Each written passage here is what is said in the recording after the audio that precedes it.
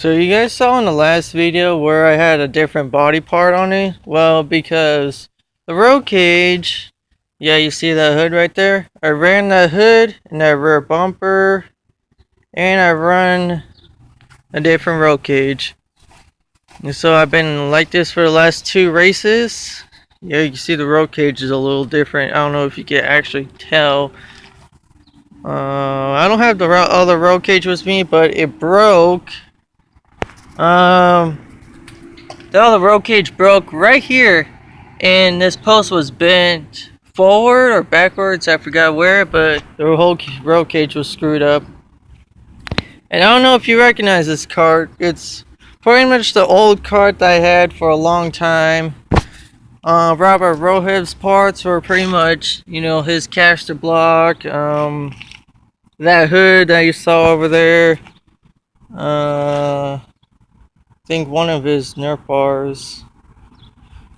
It was also, he fixed the wing, which is that wing over there. You can see it had a 98 on it, but we put the silver tape that says 5 on it. So we ran that wing, he fixed that wing. So this was like over a year ago that he fixed his cart.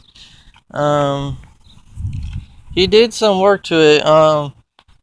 The changes that I made was the Area 51, the old Area 51 that I had, that was flexing way too much. We slapped the J frame on it, but then this last race I changed the steering column and the toe links, just because the steering column's clamp was all screwed up. Actually, I had 2 of those break off, so I was like, uh-oh, I only got 1 left. Dang it. You cannot just replace the clamp. The problem is it's not a design where you could just take it off. You pretty much have to cut this whole thing off because it's only a 1 screw clamp and it doesn't really come off. So let's get to qualifying. Qualified 18s or 25th. I noticed it wasn't punchy. So I was like, something's going on. We actually got the aftermarket ignition on there this time. I was like, okay, let's test this out. It's called a PBL ignition. And we noticed it wasn't very punchy. It wasn't giddy up going. I was like, what the heck? But then it would go on the top end. I was like, okay, maybe that's what an aftermarket ignition does.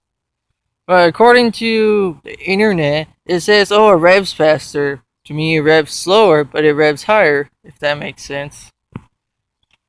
Then we get into the heat race.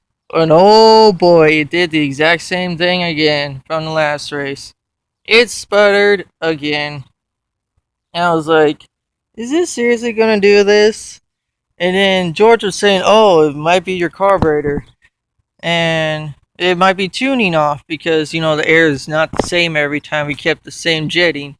So we were thinking, okay, it could be the carburetor. I finished the heat race in 4th, and there's a lot of drivers this time. There's 25 drivers. They're only allowing 22 in the A-main, so I made the A-main automatically 4th out of 6. I was trying to battle real hard. And the front row guys were the Becker brothers. If you guys don't know who they are, both Becker brothers are sprint car drivers. I believe Sean Becker's got over 100 wins in a sprint car. And Daniel, of course, he's got a lot of wins. He's tied for wins in Cycleland Speedway when it comes to outlaw cars. So they're both, big heavy hitters in the front row. And I was battling with Sean Becker for about 2 laps. Then I dropped back. And then I fell back to 4th. I was battling for 2nd, then fell back to 4th. I was like, okay, time for defensive mode. I cannot lose 4th place, or unless I go to B main. And a good thing I made the A main, because if I ran the B main, oh boy, here we go. I didn't finish the A main because the PBL ignition just decided to die. I had no spark. We tried to get it going. No popping noise. No this, no that. And there you go. The PBL ignition just died. So we went back to stock. So George was all like, Okay, since the PBL died, I'm just gonna give you the stuff for free. Um, he's original. The PBL was originally $500. He's like, okay, it died, so cross that off your bill. So he gave us the stock ignitions that he knows it works. What happened was the PBL apparently a screw or something didn't. I don't know. I don't know how it works. He's saying something about a screw or something. I was like, okay, dang it. I didn't finish the A main, but when I was going through the A main, there was like 5, 6, 7 laps to go. Like that's how far I went through, so I was close to around 20 laps. But then there's 25 lap A main, so I was kind of close. And when I was racing, I would get on the gas. It was sputtered the whole time. It would clear up after 2 laps. Then when cautions kept going over and over and over, people kept passing me on the restart. I was like, oh my god, just go. It's like, I don't know. 2 bad ignitions in a row. That's just, I don't know. My dad is freaking out about it. He's like, dang it, you got another bad ignition again? He's like, I got no sparks, so I don't know. So I hope this new ignition will work and everything. And if it doesn't, then I don't know. Oh, in the last video, since I showed you guys the motor, my second motor, if you want details on the motor, just comment down below and tell me, say, hey, I want more details, and I'll make another video about it. But I need to do maintenance to this car. I already cleaned it. I need to clean the motor, but I need to change my brakes to the other set of brakes I got because these are no good apparently. These are really old brakes. I mean, it's flappy right here, very loose play. And then this whole brake thing is messed up. The screw got loose right here and other stuff.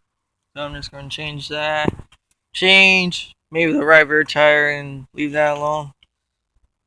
So that's it for this video. Hopefully the next race I don't have a ignition problem. If this happens again, either I'm going to be done for the season, which I don't want that to happen, or we just build a second ignition and be like, oh, like forget Crankworx with their crankshaft. We'll just build a stock motor again, except maybe buy other performance parts. I don't know. But that's it, guys. Peace.